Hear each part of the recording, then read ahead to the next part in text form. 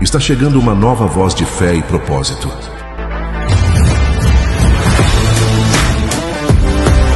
Prepare-se para ouvir histórias que inspiram e transformam.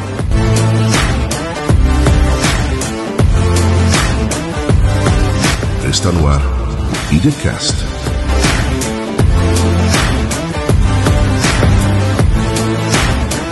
Apresentação: Pastor Renato Cordeiro.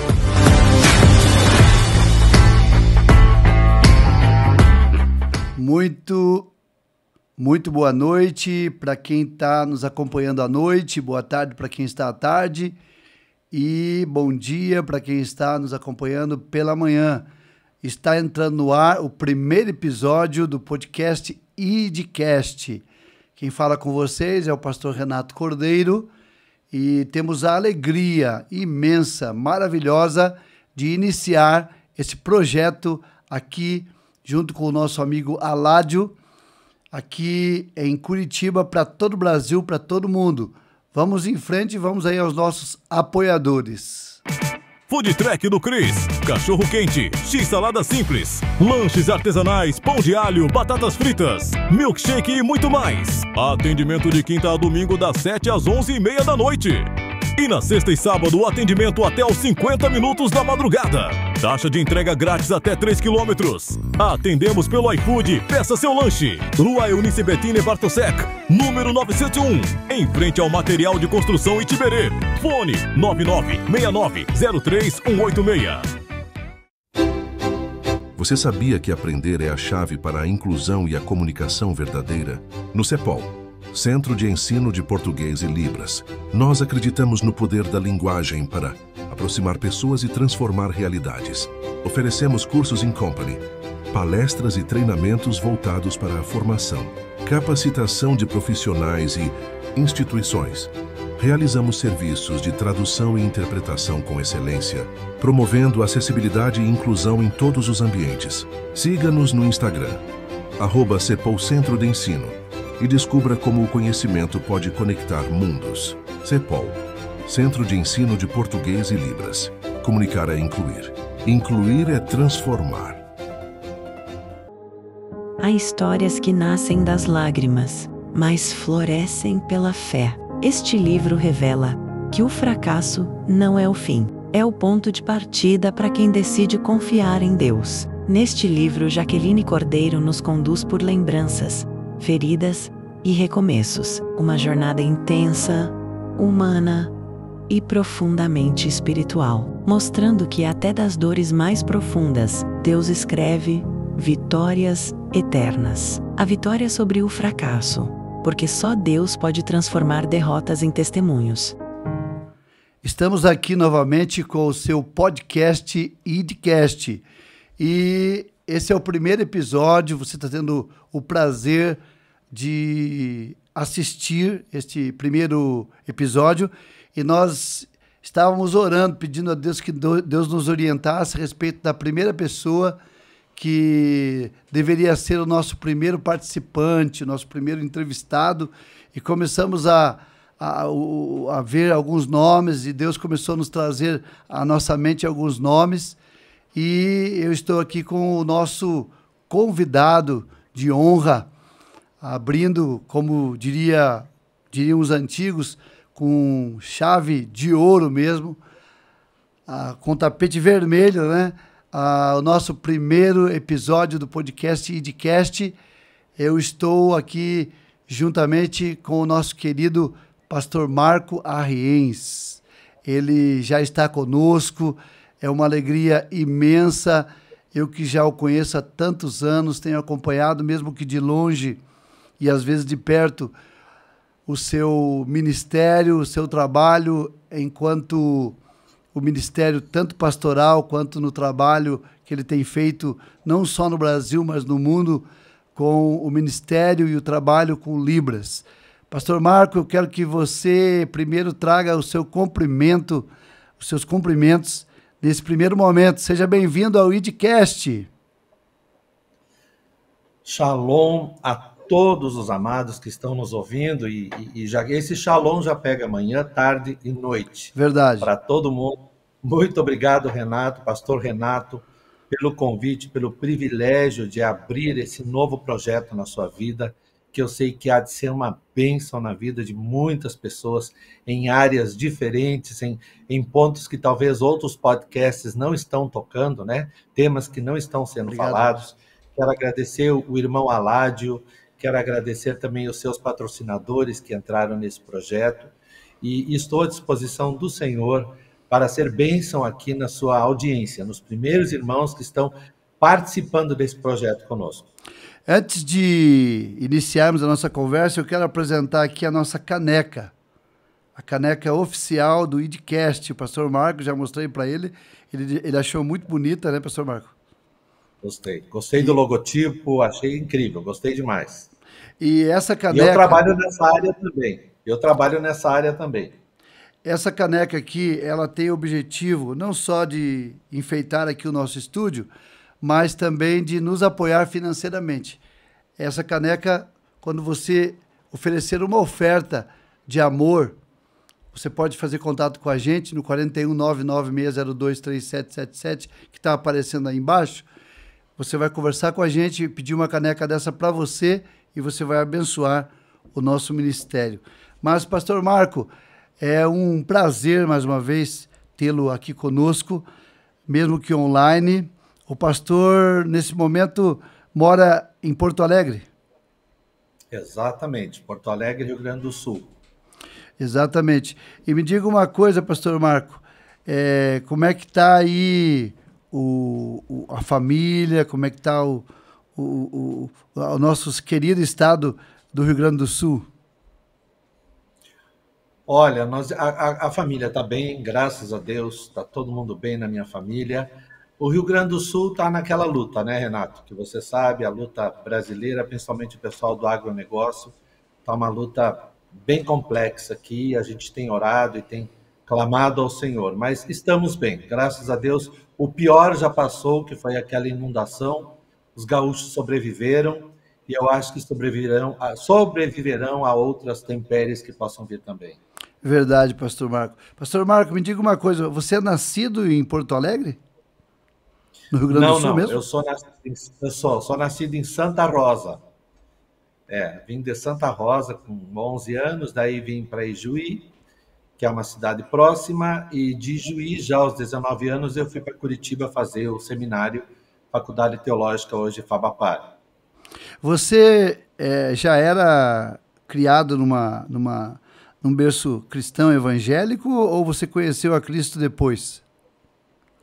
Não, eu fui o primeiro da minha casa, uma família de 8 filhos, pai e mãe, nós éramos católicos / espíritas, e eu me converti aos 17 anos, pelo testemunho de vizinhos que vieram, um grande amigo, hoje um pai na fé e um amigão, ficou me evangelizando, eu me converti aos 17 anos, e depois de mim veio toda a família praticamente. Inclusive eu batizei minha mãe, batizei 2 irmãs, as outras foram batizadas por outros pastores. Então, praticamente toda a família veio a Jesus depois de mim. E eu me converti na primeira igreja batista de Ijuí, que é uma igreja da Convenção Batista pioneira, que a gente chamava de Convenção Batista Alemã. Sim, eu já ouvi falar muito da Convenção Batista Alemã, que a gente conhece também como pioneira. E, pastor, aí você terminou ali o ensino médio e seguiu. Como é que foi essa questão do teu chamado para o seminário? Para você ir se preparar, primeiro no aspecto cristão. Como é que foi esse processo? Veja, eu na época... Então, quando eu me converti, a minha intenção era seguir a carreira de comunicação visual, que hoje seria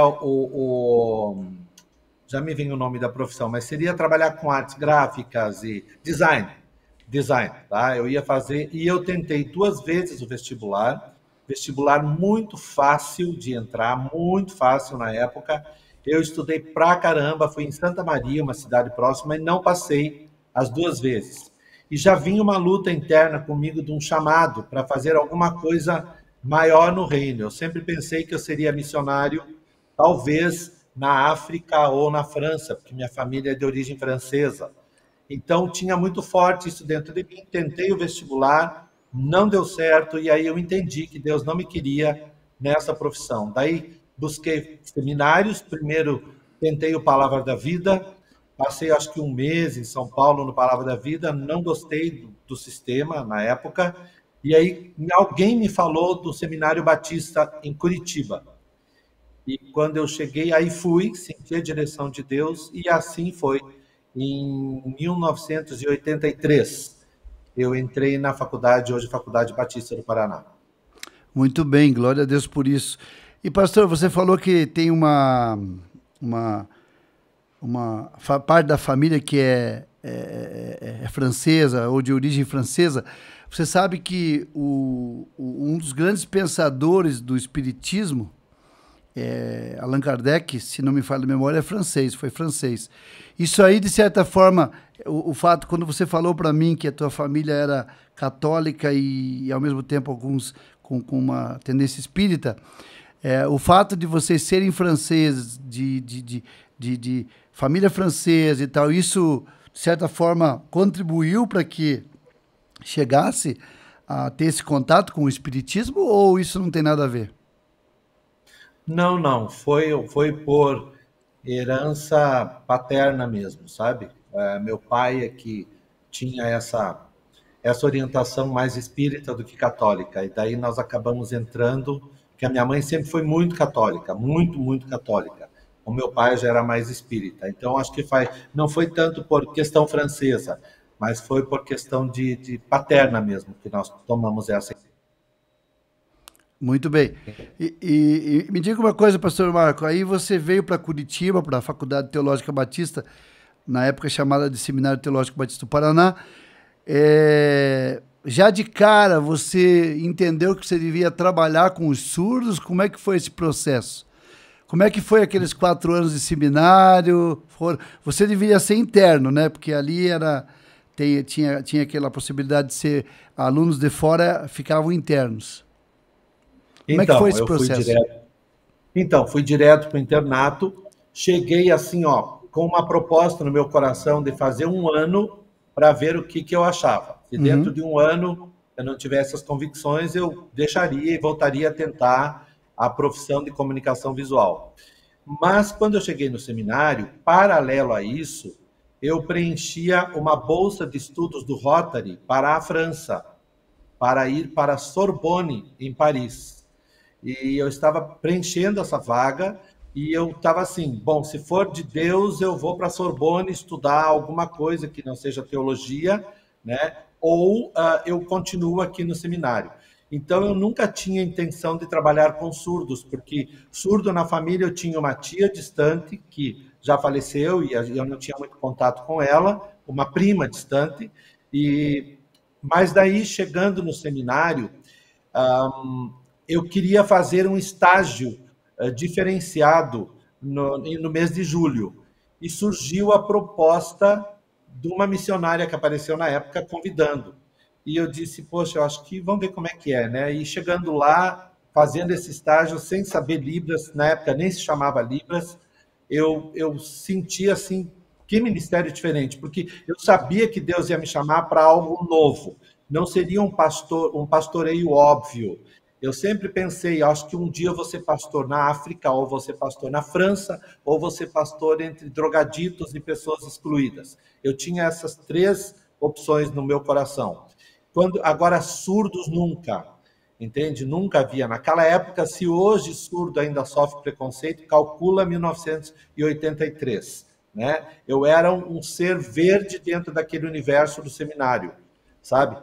Desejando esse tipo de coisa. Aí fui fazer o estágio, lá no estágio de 26 dias, em Autônia, no norte do Paraná, numa casa de missão para surdos da Convenção Batista Paranaense, ali que o Senhor me tocou. Aí, claro, eu briguei um tempo com o Senhor, eu não vou repetir essa história, porque está em outras gravações minhas, mas eu briguei uns 3 meses, lutando, não queria isso, e o Senhor foi trazendo ao meu coração. Em 84 já eu estava totalmente envolvido com essa causa. E assim, sentindo muita alegria em estar envolvido nessa causa. Sofrendo muito preconceito dos colegas, de pastores, foi muito difícil o início, muito difícil, porque era tudo muito pioneiro, Renato, muito pioneiro, ninguém falava nisso. né? E eu fui cair nessa. Então, que bom, né? Que o Senhor escolhe as coisas loucas desse mundo para ministérios que são dele. Glória a Deus por isso. E teve alguma Amém. pessoa que te marcou nesse momento? Um homem, uma mulher que marcou a sua vida? Sim, foi a Ângela, a missionária Ângela, não me vem o sobrenome dela, que ela era a missionária dessa casa de surdos, dessa missão. Ela, inclusive, estava muito envolvida com a Igreja Batista do Bacaxiri, na época daquele pastor que faleceu no Bacaxiri, lá nos anos 80, um pastor moreno, não me vem o nome dele agora. Nossa, e aí me marcou, a Ângela me marcou demais até hoje, e ela continua com surdos até hoje. Me parece que ela está morando no Paraguai ou no Uruguai, um desses dois países.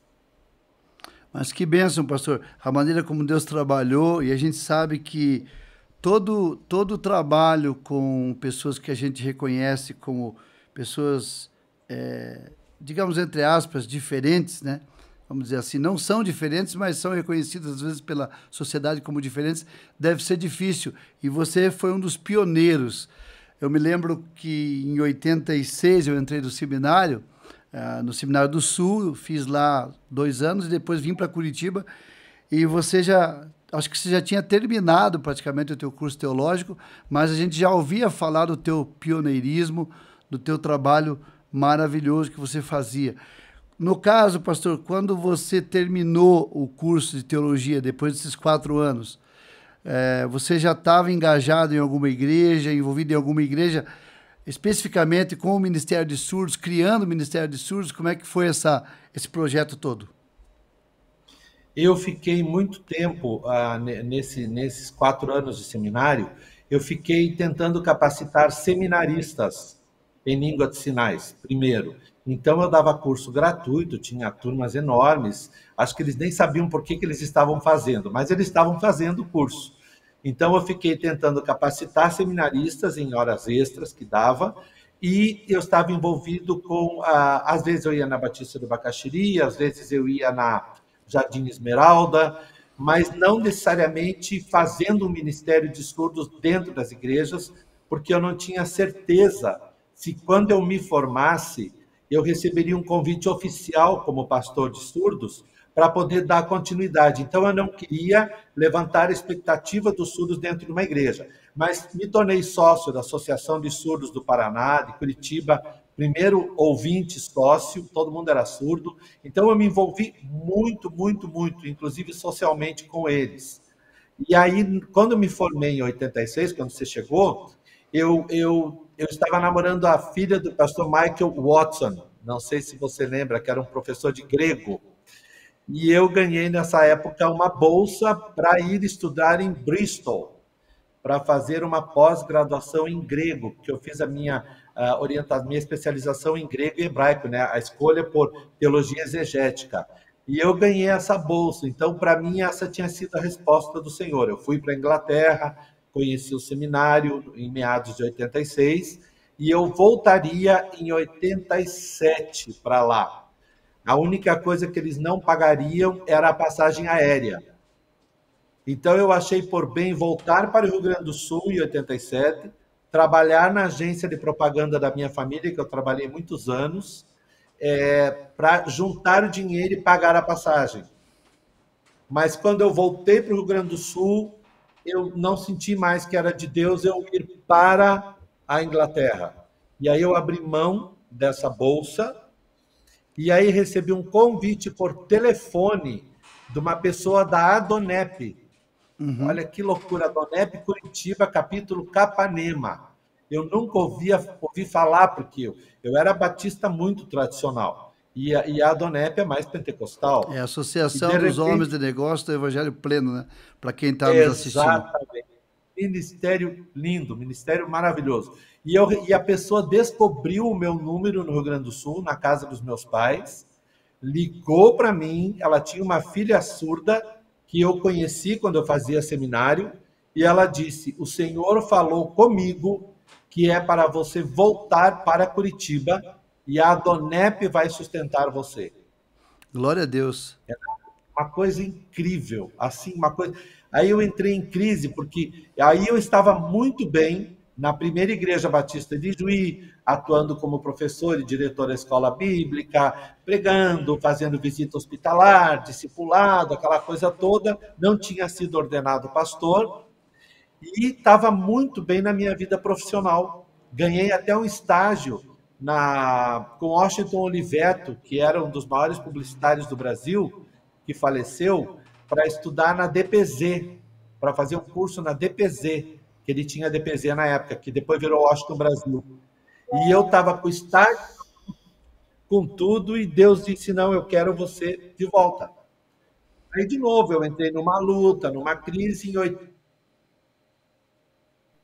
voltei pela fé, pela Prodonep, caí lá na Batista do Guabirotuba, e aí lá o pastor Nathaniel Brandão me ajudou muito, me motivou muito, e aí o pastor que estava lá também, já me vem o nome, esqueci agora, me motivou, virei missionário para surdos, e aí pronto, de lá 89, 90, o pastor Pascoal Piragini me convidou para a primeira igreja batista, foi o primeiro ministério colegiado dele, éramos eu, o pastor Pascoal, o pastor Marcílio de Oliveira Filho, que já faleceu, e o pastor Joel Lopes. Éramos os quatro primeiros. Foi o primeiro colegiado do pastor Pascoal. Aí o ministério cresceu tremendamente. Foi uma benção. Aí chegamos a 400 surdos na igreja, na época. O maior ministério de surdos do Brasil. Uma benção. E o pastor sentia que esse trabalho com os surdos, a gente sabe que, obviamente, o Espírito Santo ele está trabalhando, ele trabalha na vida do surdo, na vida da pessoa que não é surda, enfim. Como é que se processava isso na vida deles? Como é que você sentia que o Senhor estava aprovando e as coisas estavam acontecendo? A Bíblia diz, pelos frutos se conhece a árvore. Então, começou a dar fruto, Renato. Começou a dar fruto, os surdos começaram a vir. Eu visitava muito também, e eu comecei a ver que estava dando resposta, que eu estava no lugar certo, no momento certo, na presença de Deus. Então, as conversões, para mim, eram a resposta, porque eu acho que um ministério que se propõe a salvar vidas e não há salvação de vidas tem que ser questionado. Verdade. O pastor tem que questionar o que ele está fazendo ali. Então, ele é um pastor administrador, ele é um pastor de eventos. Não, pastor de gente ganha gente para Cristo. E assim, foi incrível, Renato. O crescimento foi tremendo, porque foi uma gota d'água no deserto. Curitiba não tinha nada. Na verdade, no Brasil, nós tínhamos, na época, nesses anos 80 aí, nós tínhamos Rio de Janeiro, a igreja do Fanini, na época tinha o Ministério com Surdos, uma igreja em São Paulo, não me lembro qual, uma igreja em Campinas, eu acho que é a Batista Regular, tá? Um pastor americano, e os luteranos no sul do Brasil. Tinha um trabalho muito forte. E aí, Paraná, que eu saiba, éramos eu e a Ângela, mas a Ângela não era pastora, era missionária, né? E o ministério dela era diferenciado. Então, realmente foi pioneiro. E aí, por ver que não existia apoio logístico, mas apoio só da igreja, eu formei sempre equipe, para mim era a prova de que o Senhor estava ali, e isso foi me dando um conforto muito grande. E o surdo, ele escolhe quem é o seu líder. Isso é interessante demais, não adianta você chegar para os surdos e dizer assim, esse aqui vai ser o pastor de vocês. Sabe, a igreja pegar e pagar o pastor, o cara ter capacitação, saber lidar. Não gosto dessa palavra, mas é química, é alma. O surdo olha e diz, é você e somos nós. Entende? É como se a minha alma tivesse ficado surda. Era uma coisa de Deus mesmo. Não era carisma, não era capacitação, não era competência. Era o Espírito Santo confirmando na minha vida e na vida deles que nós éramos uns para os outros. Então, por isso, hoje, tem muitos ministérios de estudos que não dão certo. Que a pessoa está ali porque acha que está, porque tem capacidade, mas o próprio não haver frutos, não haver salvação, é a maior prova para mim de que a pessoa está no ministério errado. Entende? Ela está no ministério errado. Verdade. Muito bom, pastor. Pastor Marco, eu fico me imaginando assim, você já chega e Deus te usa para trabalhar, para ministrar os surdos. Você tem alguma experiência que você possa traduzir para a gente, possa passar para a gente, de pessoas que, lógico, depois que você entrou, depois que você, como um precursor, você foi vendo dezenas e centenas surdos sendo salvos, pessoas se convertendo, mas antes disso, antes de ter esse trabalho, você ouviu alguma história? Como é que se dava a conversão de um surdo? A partir do momento que, de repente, os pais não sabiam Libra, ele também talvez não soubesse, se comunicava com a mímica ou com movimentos, enfim, com expressões.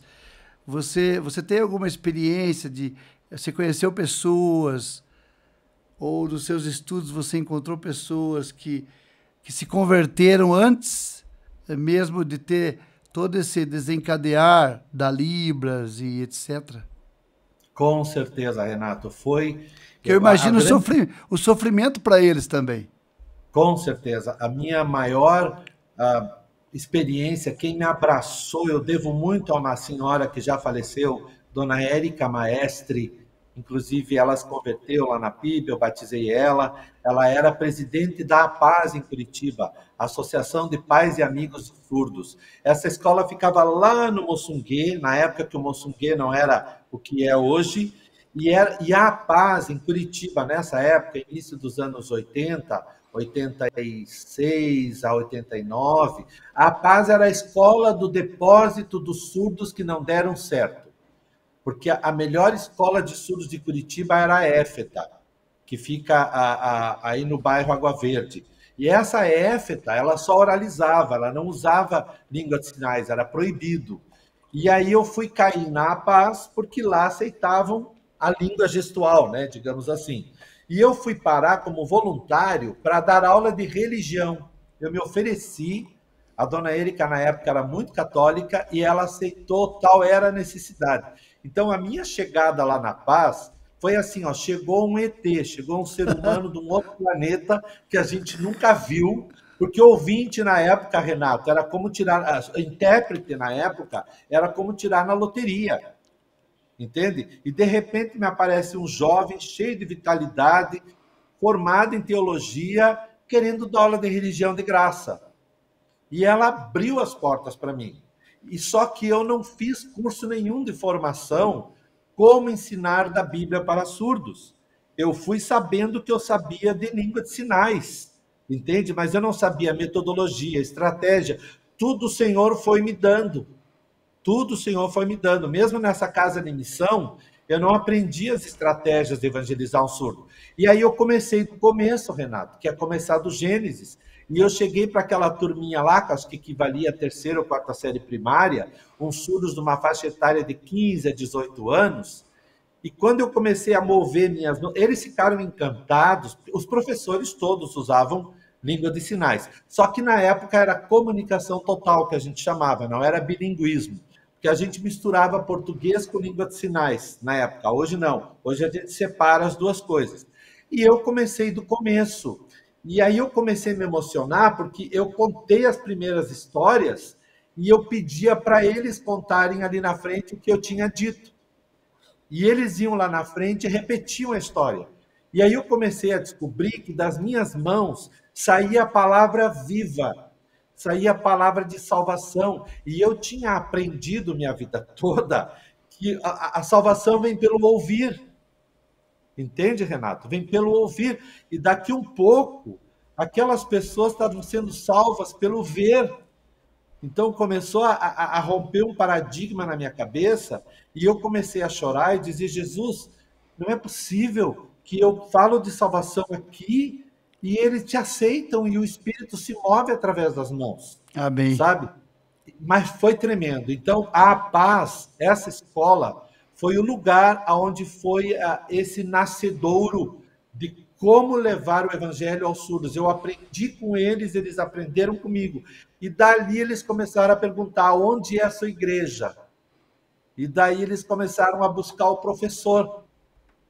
E aí começaram a ir lá para a PIB, E aí o ministério foi, e um surdo foi contando para o outro, olha, tem em Curitiba agora um intérprete, ele é missionário, na época eu não era pastor, ele é missionário, já me deram um sinal, Marco, né, e tudo mais, e aí foi tremendo. Então, e quando eu batizei um surdo pela primeira vez, que foi na PIB, eu acho que foi na PIB, não foi no Guabirutuba, foi muito emocionante também. Ah, não, eu fiz um casamento de surdo no Guabirutuba. Então foi lindo, porque eles me adotaram e eu os pastoreei.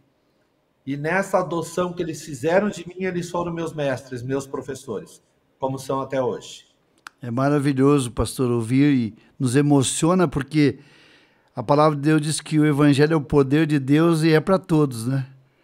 Ele deve ser pregado para todos. Eu fico imaginando que a mesma sensação que, por exemplo, uma pessoa que vai pregar o evangelho no meio lá dos muçulmanos, onde jamais ouviram falar de Jesus, e aquela pessoa ouve e você fica maravilhado também quando ela recebe, foi essa emoção ou as emoções que você teve também quando os surdos começaram a responder positivamente ao evangelho, né? E o lindo, Renato, eles trazendo irmãos, trazendo famílias. E se você me permite, você falou muçulmano, então agora você junta assim, surdo e muçulmano. Fica 2 vezes pior. Surdo e judeu, surdo e drogadito, surda e prostituta. Então, você junta as 2 questões e o evangelho fica muito... E eu tive o privilégio de pregar para muçulmanos na Jordânia, Aleluia. numa escola de surdos. Entende? Eu fui convidado para dar uma capacitação para os professores, por missionários que eram missionários da Junta de Missões Mundiais. A maior escola de surdos da Jordânia devia ter uns 500 ou 600 surdos matriculados de toda a Jordânia. E eu tinha uma aluna professora que era muçulmana e era desses grupos de jihad. Já pensou? Você tem uma ideia? E eu não impressionante. podia. Impressionante. E eu fui avisado pelos missionários a não tocar no nome do evangelho, a não falar abertamente de Jesus. É como aconteceu comigo, pastor Marco. Aconteceu comigo também na Índia, nos 2 anos que eu morei lá. A gente dava aula de futebol com o meu filho e também nós fomos avisados que a gente não fizesse isso. Ah, então, veja só. Então você sabe o que é isso. E aí eu fiquei a semana toda muito angustiado e eu ia para o meu quarto e chorava. Foram uns 20 dias que eu fiquei lá. Eu chorava e dizia, Jesus, eu quero transmitir de ti, porque isso aqui é uma escola cristã, né, evangélica, mas eu não podia falar. Então, fala de alguma forma através da minha vida para essa muçulmana. E aí o que aconteceu, Renato? No último dia de curso, ela chamou um intérprete, porque a língua de sinais é totalmente diferente, ela chamou um intérprete da língua de sinais jordaniana e disse assim para mim, olha, professor, tem uma coisa diferente em você que eu percebi a semana toda.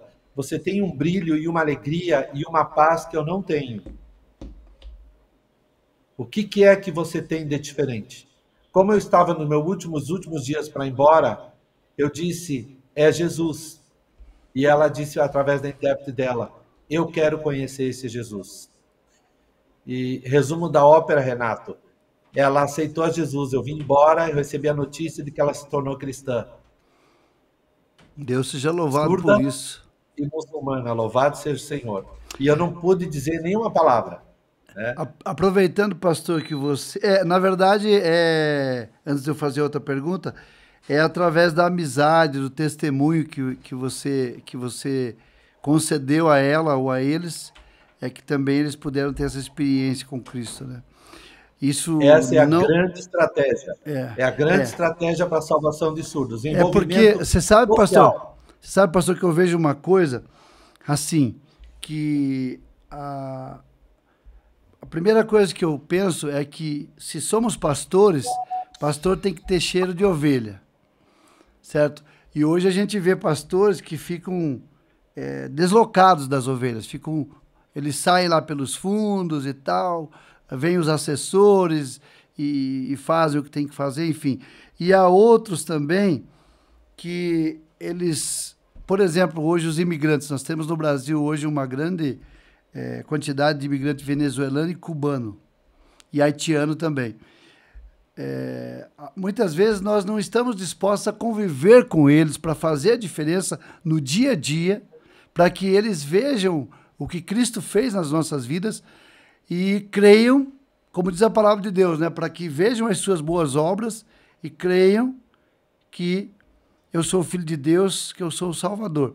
Então, infelizmente, isso não acontece. Mas a outra pergunta que eu queria fazer, pastor, como é que funciona a questão de Libras, por exemplo? Na Jordânia tem a língua própria deles lá. Na Inglaterra tem o inglês. Na França, o francês. Na Espanha, o espanhol. É óbvio, para cada um desses tem uma linguagem própria. É isso? Eu sou leigo nesse assunto.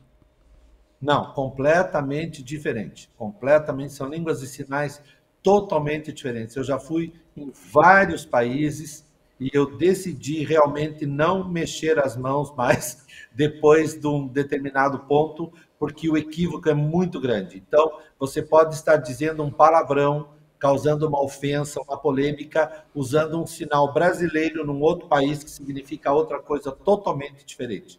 Então, assim como funciona com as línguas orais, funciona com as línguas de sinais. E não é só a língua, Renato, são aspectos culturais diferenciados também. Não existe cultura surda, existem culturas surdas, porque o surdo indiano é diferente do americano, que é diferente do brasileiro, e assim como funcionam com os ouvintes. Então, não existe um pacote pronto. Cada lugar, cada país que eu vou, eu faço uma nova transposição ideológica, de língua, de cultura, de aspectos. Algumas coisas são semelhantes dos surdos, tá? Mas poucas. A maior parte delas são realmente relacionadas ao país onde eles estão inseridos. Muito bem. Isso aí é uma coisa que nós que somos leigos não sabemos, e a gente fica muito honrado de ter você aqui, pastor. Vamos continuar. E eu até formulei algumas perguntas, pastor, para a gente continuar. O Evangelho em Libras é mais que uma tradução, certo? É muito mais que uma tradução. É expressão, muito emoção, mais. É presença. Então, como que isso acontece na prática? Como essa experiência acontece na prática? A prática é assim, Renato. Por mais que você domine a língua, se você não dominar os aspectos culturais que estão por trás dela, você não vai chegar a lugar nenhum. Então, paralelo a Libras, eu descobri na convivência com surdos que eu tive que fazer muitos cursos de teatro, de expressão corporofacial, e os surdos foram me corrigindo ao longo do tempo. Porque quando você explica um versículo bíblico para o surdo, você tem que fazer toda a teatralização dele num outro momento. Você tem que dramatizar aquela história e, se possível, se for um culto só de surdos, que é o que eu aconselho sempre, ter paralelo ao culto inclusivo, você chama um surdo para participar da interpretação. Entende? Então, você teatraliza aquilo, além de usar o recurso de imagens, você tem que ser um verdadeiro ator. Então, não é só usar aqui as mãos e os recursos linguísticos, não. Eu falo dos recursos paralinguísticos, aqueles que estão à parte. Então, para você pregar para um surdo, você tem que entender a Bíblia como um surdo entende. E não pregar do ponto de vista de um ouvinte. É um projeto missionário dentro do Brasil. Você tem que primeiro vestir aquela cultura, a cosmovisão daquele povo, a forma que eles têm de entender a pregação, e aí você traz a mensagem. Por isso que se você faz um culto só interpretado no sábado e no domingo, junto com os ouvintes, os surdos nunca vão crescer, eles nunca vão entender. Exatamente. Você tem que ter um momento separado, onde você explica o Evangelho da forma surda de entender o Evangelho. Entendeu? Que é um aspecto totalmente visual. As músicas deles são as nossas músicas. O ritmo deles não é o nosso ritmo. O cansaço visual que eles têm é outro. A percepção visual é outra. Mas seria mais ou menos um discipulado desses surdos? Ou é um discipulado? O discipulado é um investimento à parte. Como eu Tá. sou um Daí formador, é pessoa a pessoa ali, um a um é praticamente. 1 a 1. Como eu sou um formador de líderes desde sempre, essa ficha já me caiu desde o início do meu ministério. Então, eu sempre sentei 1 a 1 e fazia discipulado com esse 1. E eu me lembro que eram 12 lições. Cada lição, às vezes, levavam 2 aulas, com muito teatro, muita encenação. Aí eu dizia para esse surdo que ele tinha que discipular outro. E foi lindo ver essa matemática, porque isso vai crescendo. Eles vão passando um para o outro. E eu morei, Renato, durante 15 anos, com 5 surdos dentro da minha casa. 15 anos. Essa foi uma das maiores escolas que eu tive de como aconselhar surdo, como discipular, como pregar, como ensinar. Que maravilha, glória a Deus, pastor, por isso. E, pastor, me diga uma coisa, mesmo com esse... Quantos anos já com o Ministério de Surdos mesmo? Já vai para 42 anos. Exatamente, 42. Você acha que houve uma evolução por parte das igrejas? Como é que as igrejas... Porque eu vejo que a igreja trabalha muito com ondas. Hoje é a fase do laranjado. Eu tô sendo um pouco aqui, um pouco irônico, né? Obviamente, como eu gosto de ser. Mas assim, você prossegue desde 42 anos atrás trabalhando com surdos, evangelizando surdos. É claro que você dá cursos em outras áreas também voltados aos surdos.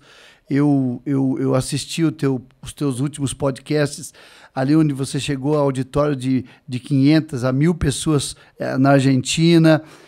Você foi ao Chile, você foi a vários países. Mas com relação ao trabalho de evangelismo, a edificação dos surdos, a igreja que você viu lá há 42 anos atrás, depois que você viu há 30 anos atrás, ela progrediu nessa área ou ela está um pouco equivocada, ela se perdeu um pouco nessa questão do trabalho com os surdos? Com raríssimas exceções, Renato, muito boa a sua pergunta.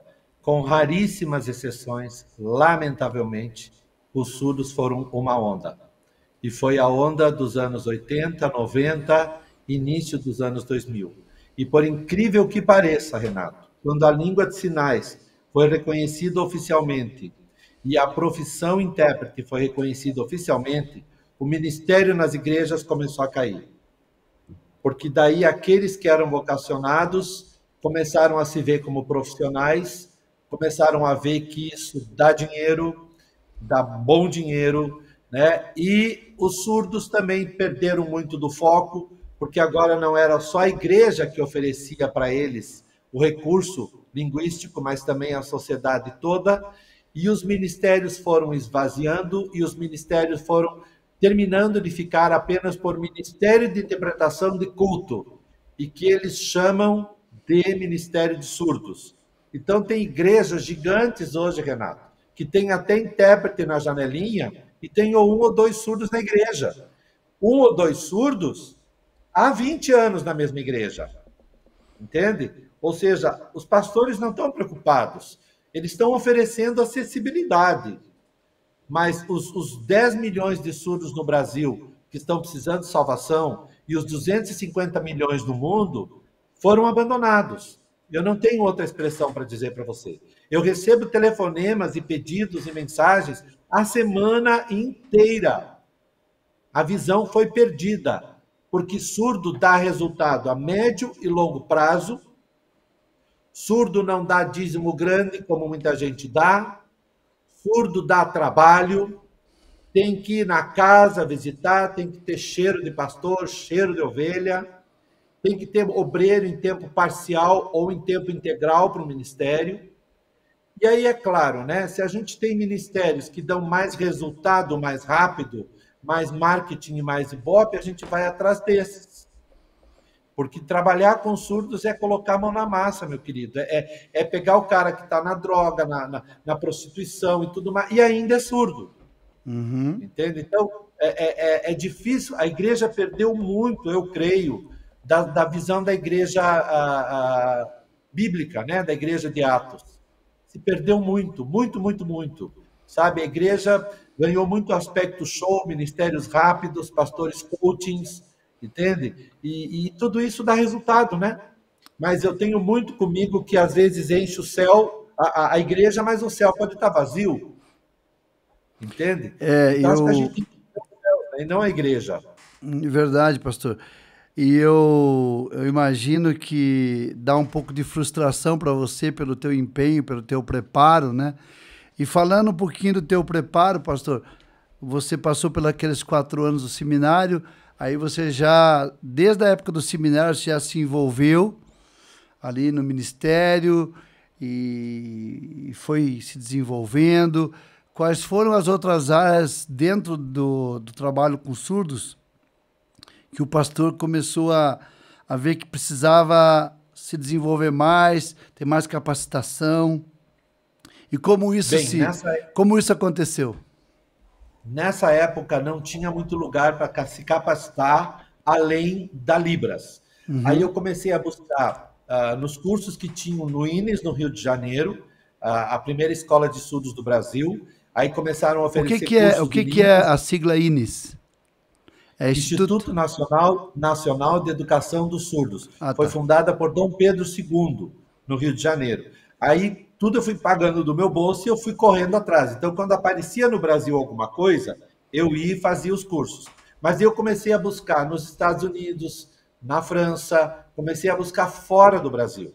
Aí eu cheguei aí na maior universidade de surdos do mundo, que é a Gallaudet University, que está nos Estados Unidos, em Washington, D.C. E eu fui para lá, banquei um curso de formação de intérprete, também com meu bolso. Então, eu saí buscando formações fora, Renato. Todas as minhas formações foram praticamente em outros países, para poder trazer know-how para o Brasil. Aí eu comecei a me tornar um formador de intérpretes, já na PIB. E comecei o primeiro formador de intérpretes do Brasil na modalidade que eu fazia. Porque até então a única formação era ensinar Libras. E eu ensinava linguagem de corpo. Comecei a fazer muito curso de teatro, fiz um curso até de teatro com o ator da Globo, Estênio Garcia. Fiz curso com Estênio Garcia, fiz curso de mímica, fiz curso de pantomima, muito curso de teatro e dança, para poder me desenvolver. Aí eu juntei todo esse mix e eu criei uma forma de capacitar intérpretes no Brasil, até quando nasceu o Letras Libras. Mas o Letras Libras é um enfoque mais linguístico. Eles não têm um enfoque de formação do intérprete mesmo. É mais linguística da Libras. Tá? E aí, Renato, as secretarias de educação começaram a me chamar, começou pelo Paraná, e aí eu comecei a me envolver com governos municipais, estaduais e federais. Aí eu comecei a dar muito curso no universo acadêmico. Entende? E agora não. Agora já faz uns 10 anos que eu estou retornando unicamente para o universo cristão, sabe? Eu sinto essa urgência de retomar, de levantar os ministérios de surdos do Brasil com uma nova geração de líderes, porque a volta de Jesus está iminente, né? A gente não pode perder mais tempo. Glória a Deus por isso. E, pastor Marcos, pode ser que entre os nossos ouvintes hajam pastores e obreiros e seminaristas que está tocando no coração deles para eles trabalharem nessa área, seja com surdos ou com outras questões de acessibilidades. Quais seriam os conselhos que você daria para igrejas e líderes e pastores que desejassem formar nas suas igrejas pessoas capacitadas para trabalhar nessa área? Como é que poderia acontecer isso? Primeiro, os irmãos que estão nos assistindo e que Deus está tocando de alguma forma, está aí o meu nome, está aí o meu Instagram, está aí o meu telefone para contato, que é da minha assessoria. Entre em contato, eu tenho vários cursos de nível 1 até o 8, são 8 cursos específicos para as igrejas, de capacitação, desde como implantar ministério, como fazer a inclusão, que ministério assim, de semana toda. Não é ministério só de interpretação de culto. Então, vai até o nível mais avançado, que é o 8. eu posso ir dar palestras na sua igreja, ministrar workshops, palestras e pregação. É óbvio que eu não cobro, né? Óbvio que eu não cobro, só os irmãos têm que me levar e me trazer de volta, mas eu estou à disposição Deus seja para ser louvado. usado. Mas imagina, nunca cobrei nem vou cobrar. Agora, os meus cursos, como eu sou um pastor que vive do meu trabalho, esses têm um certo investimento que a igreja precisa fazer. Agora, o segundo conselho, que é o conselho bíblico, irmãos, olhem para quem Jesus olhava. Parem de olhar para aquilo que dá encantamento, para aquilo que está na moda. Olhem para quem Jesus olhava. Vamos voltar ao primeiro amor como igreja de Cristo. Sabe? Jesus se preocupava com órfãos, com viúvas, com presos. Eu não estou aqui pregando o evangelho da pregação com teologia de libertação, não é isso. Eu estou apenas dizendo, olhem para quem Jesus olhava e invistam mais em pessoas que não dão brilho, que não dão dinheiro, que não dão retorno, mas que precisam ser salvas pelo amor de Jesus. E esse é o papel nosso como igreja. E eu sei que o Senhor vai cobrar o sangue das pessoas que a gente não tratou, que a gente não foi.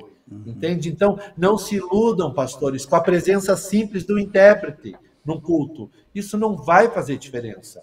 Tem que ir mais fundo nesse ministério para poder... É como trabalhar com drogaditos, Renato. Não adianta. Como lá na Índia, você sabe que você precisou investir muito do seu tempo, do seu talento, do seu trabalho, para poder levar alguma palavra, porque é outro país, é outra forma de trabalhar. Sim, com certeza. E, na verdade, nós falamos um pouquinho sobre isso, do pastor Teixeira de Ovelha, e aí eu faço esse link com o que você falou de Jesus, que é o nosso supremo pastor, aquele a quem nós devemos seguir, onde Jesus ele andava com a prostituta, com o cobrador de impostos, com o religioso discriminado, enfim, com os pobres, com os necessitados, tanto que na multiplicação dos pães e peixes, ele disse que não despedissem aquele povo com fome, ou seja, era um povo humilde, simples, e ele se interessava. E o que falta hoje muito, pastor, é esse interesse da igreja por aqueles que realmente necessitam. Não aquele que vai me trazer uma vantagem, ele vindo para a minha igreja, ele vai me trazer uma vantagem, mas aquele que espiritualmente, na visão do Senhor, realmente seja algo que seja edificante, que as pessoas vão ver e vão constatar que nós estamos fazendo, enquanto igreja, a diferença. E esse trabalho que você tem feito, pastor Marco, é um trabalho que precisa ser multiplicado. Você hoje, então, o pastor está aberto aí para receber convites dentro desse mundo, desse vasto mundo de Libras, tudo que você desenvolveu, uma experiência extraordinária, todo o investimento que você fez. Você está aberto a convites, né, pastor Marcos? Marco. Estou aberto, assim, eu já preguei em várias igrejas evangélicas, batistas, presbiterianas, diferentes denominações. Então, eu estou aberto. Quando eu vou para o exterior, eu falo espanhol, falo inglês, então eu também posso fazer esse tipo de comunicação. Então, eu estou aberto. Eu estou aqui para servir e eu quero gastar esses meus últimos anos de vida útil para o reino semeando, levando impacto para as pessoas, abrindo a visão, entende? Retornando lá aos anos 90, aos anos 80, né? E sabendo que a questão não foi resolvida, porque de lá para cá nasceram outros e outros e outros surdos, e eles continuam cada vez mais perdidos nessa comunidade woke, nesse mundo esquerdopata, nesse universo que a gente está sofrendo tanto. Eles estão sofrendo com tudo isso. E não adianta ficar achando que evangelho com telinha, com inclusão na telinha, não vai resolver. Então, eu estou aqui, eu não vou cobrar da sua igreja para ir pregar, para ir levar uma palestra, não vou cobrar. Entre em contato comigo, farei isso com o maior prazer. Inclusive, eu compartilhei com você do meu sonho, né, Renato?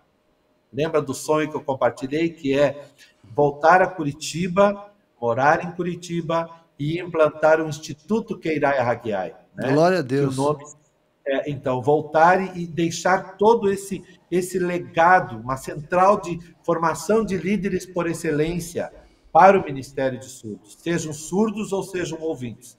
Então, isso é um sonho que o Senhor colocou lá em Singapura, quando eu fiz Hagai em Singapura. Então, de lá para cá, desde 2004, esse sonho está... Não, 2004, esse sonho está martelando no meu coração. Mas eu preciso de uma igreja que tenha visão e diga, venha. E eu recomeço do zero e a gente coloca esse instituto para abençoar o Brasil e o mundo através desse projeto. Pastor Marcos, você gostaria de compartilhar com a gente alguma experiência nesses 42 anos? Deve ter centenas de experiências que te impactaram nessa mistura do poder do Evangelho, né? Com a tua capacitação, porque muitas vezes as pessoas entendem que você se capacitar, você tira um pouquinho você fica um pouco independente, mas não é verdade. Quanto mais você se capacitar, você vai estar mais preparado e, portanto, vai fazer a obra de Deus melhor. Eu sempre penso, por exemplo, por que Deus escolheu Paulo? Paulo era uma sumidade, era um poliglota, era um homem culto, era um homem, enfim, cheio de conhecimento, falava no mínimo 3, 4 idiomas. E Deus o chamou, que Deus tinha um grande propósito na vida dele, ele pôde cumprir, certo? Então eu vejo que a importância dessa preparação que você teve, e essa preparação, pastor Marcos, é de a gente realmente honrar você, aplaudir você pelo lindo trabalho que você tem feito. E eu creio também que você teve experiências marcantes. Se você pudesse passar alguma coisa para a gente, aí nesse tempo que ainda temos, seria muito edificante para nós. Você percebe que a gente tentou tirar um pouco de você a parte técnica, mas principalmente a parte espiritual, que foi muito edificante. Você nos edificou por demais e eu gostaria ainda de ouvi-lo mais um pouco, para que Deus te use mais nesse momento. Fique à vontade. Amém. Bom, como você disse, são centenas, se não milhares de experiências, mas a que me marcou mais, eu acho, foi justamente no início da minha caminhada lá na escola A Paz. Eu fui ensinar a história do Adão e da Eva, lá o Jardim do Éden, e tinha um surdo Neylor, o sinal dele é assim, ele é minha ovelha até hoje, olha que coisa linda. Ele, a filha dele, que é minha netinha espiritual, também é acima de Jesus, e eu fui ensinar, Renato, com todos os recursos que eu já tinha na época, de teatro, de expressão, coisa e tal, contei a história de Adão e Eva e perguntei para os surdos assim, vocês entenderam? E eles olharam para mim com aquela cara de interrogação, como quem diz assim, não entendemos.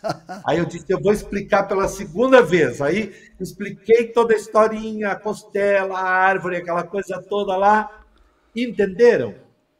E os surdos olharam para mim com a cara mais angustiada ainda assim, não entendemos. Não entendemos. Aí eu me virei para o quadro, eu me lembro até hoje, e falei para o quadro, para eles não lerem meus lábios, e disse, Jesus, eu estou aqui por tua causa, por teu reino, por teu evangelho. Se tu não te manifestares para eles, eu não consigo mais. Eu cheguei no meu limite. O Espírito Santo vem e faz alguma coisa. Aí o Neylor levantou a mão, quando eu virei para eles, o Neylor levantou a mão e disse assim, acho que eu entendi. Bem assim, deixa eu ir ali na frente. Aí ele foi ali na frente. Renato, ele começou a dizer assim, ó, quando Adão encontrou a Eva, os dois eram surdos. Eu fico emocionado agora de falar. E a primeira coisa que Adão perguntou para Eva é se ela era surda. E ela disse, sim, eu sou surda, igual a você. E daí ele perguntou, você sabe sinais? Ela disse, sei. E ele não perguntou o nome dela. Ele perguntou o sinal dela. E ela disse, o meu sinal é assim. E o seu, o meu é assim. E aí, o Espírito de Deus falou comigo nesse momento que enquanto eu não abandonasse a minha visão ouvinte da palavra de Deus, eu jamais pregaria o evangelho. Que eu tinha que ser surdo com os surdos, como Paulo foi grego com os gregos, romano com os romanos, fez de tudo para com todos, para por fim pregar o evangelho a alguns poucos. E aí eu entendi que daquele dia em diante eu deveria deixar o meu universo sonoro, entrar nesse mundo silencioso e tentar entender a Bíblia a partir do silêncio e passar a palavra através desse silêncio. E aí os surdos começaram a dizer assim para mim: você perfeito de surdo. Aí eu vi que o Espírito de Deus começou a trabalhar. Pastor, repete a última frase só, porque deu um pulinho aqui. O que eles disseram para você? O que eles disseram para você? Disseram: você parece surdo. Você tem um jeito perfeito de surdo. Glória você a Deus. Está mentindo, você não é ouvinte, você é surdo. Aí eu comecei a falar para eles que a minha alma e o meu coração eram surdos. Só os meus ouvidos eram ouvintes, porque Deus tinha me dado esse amor. Então, Renato, eu não amo a língua do povo. Eu amo o povo da língua. Aleluia. Quando você ama o povo, o resto é consequência. Glória a Deus. E aí, eu me lembro, pastor, de João, no capítulo 1, né? Que vai dizer assim a respeito de Cristo, que o Verbo se fez carne e habitou entre nós e vimos a sua glória como a glória do unigênito Filho de Deus. Você imagine como nós entenderíamos. Você sabe daquela historinha do Billy Graham? Billy Graham conta que um certo menino, ele estava brincando perto do monte de formigueiros, ali como é que chama o lugar das formigas lá? O formigueiro, ele estava perto do formigueiro. E aí ele se aproximava da formiga e a formiga corria para dentro do formigueiro. Quando ele se afastava, ela saía de lá, ele se aproximava de novo e ela voltava para o formigueiro. Aí ele foi chorando para a mãe e falou: mãe, eu queria tanto mostrar meu carinho, meu afeto, meu amor pelas formigas, mas quando eu me aproximo delas, elas correm para dentro do formigueiro. Aí a mãe disse assim: filho, você só poderia mostrar o teu afeto, o teu amor, o teu carinho pelas formigas se você se tornasse uma delas. Então, da mesma forma, como você teve essa situação em que verdadeiramente aquela pessoa ou aqueles meninos lá do primeiro momento, lá no começo do teu ministério, eles disseram para você que você não era só, você era um deles, na verdade, né? Você era um deles. E quando você tem o entendimento de que você não ama a língua, mas você ama os surdos, como Jesus fez. Ele veio a esse mundo, ele viveu lá na Palestina, ele sofreu, ele passou por todas as situações que um homem e uma mulher podem passar, né? E mostrando que realmente ele nos ama e nós podemos entender o amor. Então eu acredito que os surdos podem entender o amor que a gente tem por eles a partir do momento que a gente se doa. Se a gente não se doar, igual você falou, se simplesmente no domingo eu pegar um grupinho e deixar ali do lado, separado, de 5, 10 pessoas, e uma outra pessoa que chega talvez até atrasada lá e começa a fazer sinais, e depois acaba o culto e vão embora, que diferença faz? Inclusive para a família dos surdos. Isso não vai fazer diferença nenhuma para a família dos surdos. Mas, pastor Marcos, o nosso tempo está praticamente se findando e eu estou muito feliz porque é o primeiro episódio do IDCast e hoje vai ao ar, né? Daqui a pouco vai ao ar. Então, eu creio que vai ser uma bênção. Ele vai ficar na plataforma do YouTube. Eu vou fazer alguns recortes também, com a tua permissão, para colocar no TikTok, das tuas falas no Instagram. E alguns momentos assim que foram muito mais impactantes da tua fala. E eu creio que vai ser uma bênção. Eu quero, do tamanho do mundo, agradecer você, tá? pela tua gentileza, pelo teu carinho, pelo você tirar esse quase 2 horas e meia do teu tempo, porque a gente pensa foi 1 hora, mas teve o tempo antes, vai ter o tempo depois, e tudo isso requer disponibilidade. E eu quero agradecer de coração e quero que você deixe uma última palavra, aquilo que Deus colocar no teu coração, assim, para os nossos, vamos dizer, telespectadores, né? Porque não estão só nos ouvindo, mas estão nos vendo. E depois, se você quiser falar um versículo bíblico na linguagem de sinais, ou qualquer coisa que você ache que seja edificante para nós no final, seria muito bom. Mas fique à vontade para dar as suas considerações finais, essa mensagem final do nosso podcast IDCast. Amém. Primeiro, Renato, agradecer você, agradecer o Aládio de novo. Foi uma bênção, porque é a primeira live, a primeira podcast e tudo mais que eu faço com enfoque tão cristão assim. Então, uma bênção realmente poder compartilhar nesse momento da minha vida que eu quero retornar muitas coisas e trazer esse fogo de novo aí para as igrejas. Então, eu quero agradecer essa oportunidade tremenda, o seu carinho, esse tempo que você deu o privilégio de fazer parte do seu primeiro IDCast. E quero fazer um apelo, então, para as igrejas, 2 motivos. Primeiro, orem por mim, porque a obra que tem ainda é grande e eu preciso muito da graça e da misericórdia do Senhor. Eu estou começando um projeto novo com a África, os irmãos estão começando um projeto voluntário, agora com os intérpretes e líderes de Angola. Era um sonho meu de seminarista, fazer alguma coisa pela África, e esse sonho está acontecendo agora. Então, é orar por esse projeto para a África, porque Angola está passando por problemas muito pesados, políticos, financeiros. Orar pelos irmãos de Cuba, eu já fui para Cuba 3 vezes fazer projeto lá, quero continuar. E orar pela instalação, se for plano de Deus, em Curitiba, do Instituto Queirai Hagiai.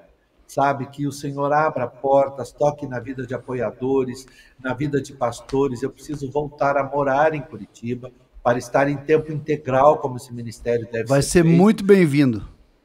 Amém. Eu preciso disso. Aí, chegando aí, encontrando uma igreja batista, uma igreja evangélica, é só me dar o espaço, me manter, que o resto a gente faz. Já tem liderança esperando, tem surdos, muitos surdos desviados. E esse é o grande pedido. E daí, em Libras, se você quer que eu faça em Libras, eu posso fazer um apelo para os surdos aqui, mas daí você vai me permitir que eu fique com a voz, sem voz, para poder fazer Libras mesmo. Sim, depois. Aí você. Ah, tá. Daí você vai traduzir depois para nós ou vai deixar depois por isso? Eu vou dar um resumo do que eu falei. Ok. Pode ser? Pode, claro. Então tá, para eu não usar português sinalizado, daí os surdos não vão entender. Eu vou gravar aqui até, pastor, vou permitir aos nossos amigos aí, nossos queridos amigos que estão nesse primeiro podcast aí, eu vou gravar você fazendo essa mensagem. Pode? Vou colocar ele em tela cheia. Isso, ele vai colocar em tela cheia aqui. Vamos lá. Tá. Pode mandar. Pode ir para frente.